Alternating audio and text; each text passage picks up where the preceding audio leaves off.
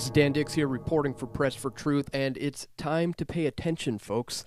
In the last 48 hours, humanity just moved a heck of a lot closer to being on the brink of world war. Putin ally tells Americans, vote Trump or risk nuclear war. This man right here, he's a Russian lawmaker and he's an ally to Putin. He says that a vote for Hillary Clinton is a vote for nuclear war. He says, if they vote for Hillary, it's war. It will be a short movie. There will be Hiroshimas and Nagasaki's everywhere. But should we be worried? Well, the Washington Post here doesn't think that this matters much, but perhaps they are not seeing some of the same things that we are seeing. And in this video, we are going to connect the dots for you as Putin could be readying for war right now. He recently ran an evacuation drill involving 40 million people. As well, not to mention, Russian-owned state media has been telling its citizens to find out where the closest bunkers are in the event of a war with the United States. And here's the thing. Even though the United States is broke, and traditionally countries that are broke cannot afford to go to war, well, we live in extraordinary times where money isn't backed by gold, but by U.S. treasuries. And as the United States and Russia escalate this proxy Syrian conflict, the U.S., as NATO, is pushing against Russian borders in Eastern Europe. And thousands of NATO troops have now been amassed in Eastern Europe. And with Hillary Clinton, or Hillary, the neocon war hawk who's likely to win the U.S. presidential race, the march to war almost seems inevitable. And sure, there are elements of the deep state that believe that a preemptive nuclear strike or a defensive first strike is possible. Like that if you do a surprise attack on Russia, you could cripple their arsenal and somehow prevent retaliation.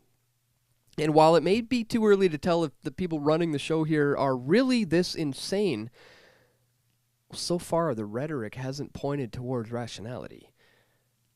From hacking the DNC and influencing the presidential election, the Russians have become the main scapegoat of the U.S. establishment.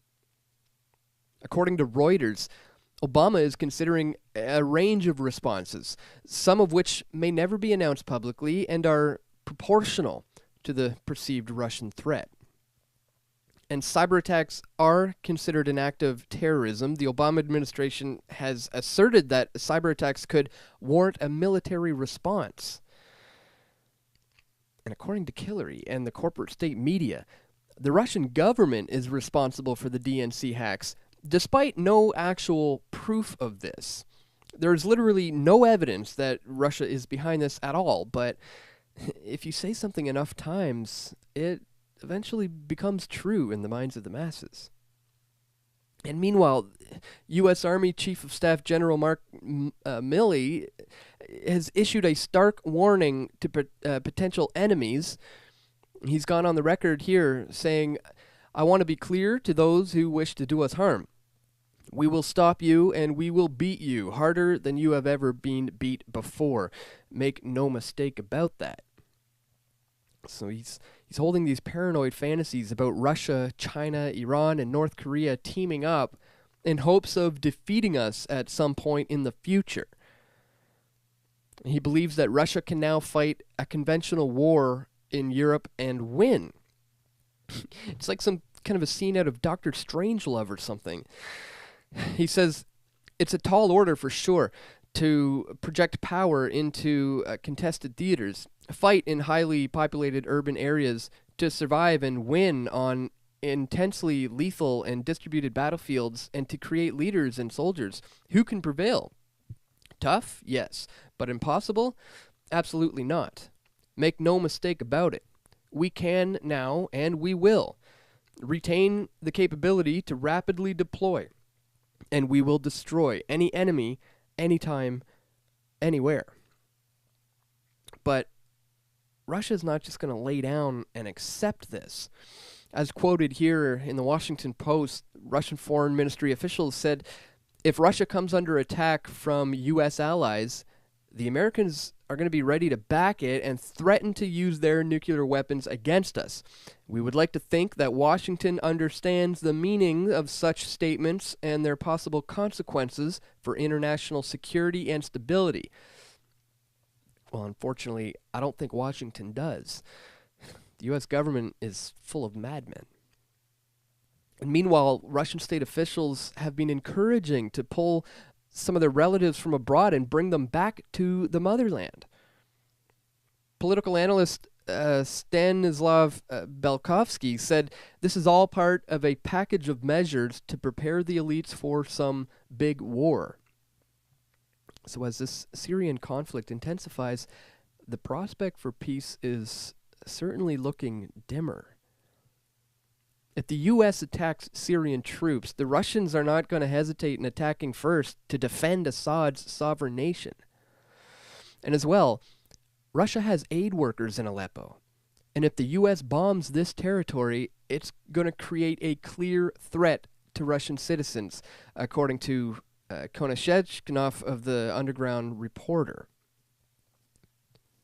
A war between Russia and the States has been a long time in the coming. The collapse of the Soviet Union only put a damper on the tensions between the two countries. But what makes this potential war a world war are the allies. The U.S. has NATO and Russia has China, who have openly supported Russian efforts in Syria over the United States' efforts to oust Assad by arming ISIS. Russia has indicated that they would back China over the territorial disputes in the South and East China Seas. This is an area that the United States has been occupying since World War II for really no other reason than global domination and empire building. But the latest development that might turn this Cold War hot is the go-ahead that the British Royal Air Force pilots have just been given to shoot down Russian jets if they feel threatened by them. And while they have also been given orders to steer clear of any Russian aircraft, the RAF Tornado pilots are flying over Syria and Iraq, where the Russians are currently active as well. We're taking a step closer to war, a source told International Business Times. It will only take one plane to be shot down in an air-to-air battle, and the whole landscape will change. And he's right. Just like the assassination of Archduke Franz Ferdinand that started the First World War, shooting down a Russian plane or attacking Syrian troops and killing Russian aid workers may start a world war where nuclear weapons are going to be used. So if humanity survives this, hopefully we can come out on the other side realizing who is really to blame here. It's not the Russians, or even the Americans, or even these entangling alliances, but it's the state itself. War is health of the state, and it's no coincidence that our era of massive centralized states with their centralized banking have coincided with absolute war. As Ludwig von Mises once said, whoever wishes peace amongst people must fight statism. Guys, share this video and help us battle the propaganda with some truth. Also, be sure to fact check all of this info for yourself by checking the source links in the description. And of course, you're not hearing this information from the mainstream corporate media, but you are getting it here, and we do need your support. You can join us as a PFT patron and contribute $1 or any monthly amount that you choose. And to all my current PFT patrons, thank you so much for your support. Stay tuned, guys. We've got more video reports coming soon. This is Dan Dix reporting for PressForTruth.ca.